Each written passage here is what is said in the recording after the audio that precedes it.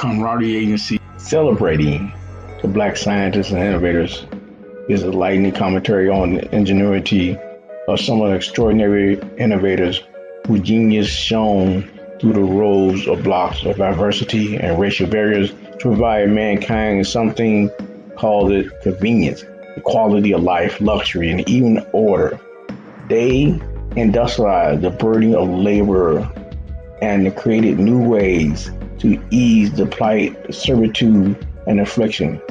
The modernization of machinery that was casually accepted as given was once a non-existent commodity were it not for the contribution of these gifted men.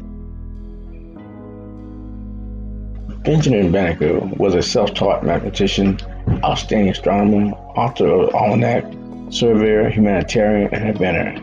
He was born near Baltimore, Maryland in 1731. He was the only child of a free mulatto mother and African father who purchased his own freedom from slavery.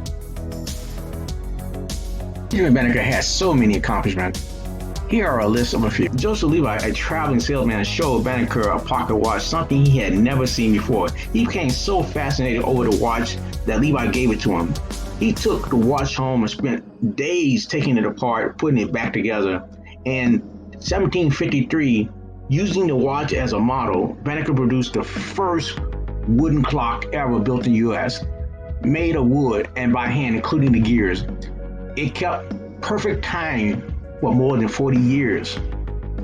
Also, the same thing happened when George Elliott, a neighbor, introduced Banneker to the science of astronomy, which he rapidly mastered because his aptitude in math and astrology enabled him. He also predicted the solar eclipse that took place in April 14, 1789. In 1792, Banneker began publishing an almanac, which was the first scientific book written by a Black American, and it was published annually for more than a decade.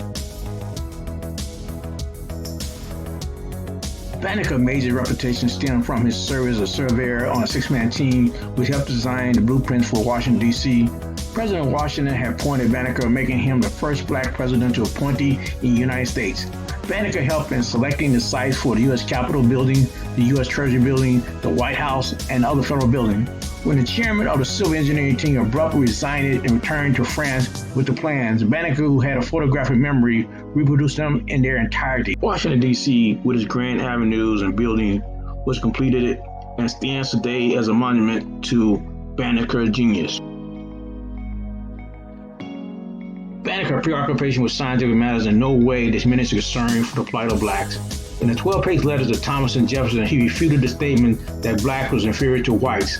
Jefferson changed his position as a testimonial, sent a copy of Banneker's almanac to the French Academy of Science in Paris. Another was used in the British House of Commons to support an argument for the education of blacks. Banneker was a living proof that the strength of the mind is no way connected with the color of the skin.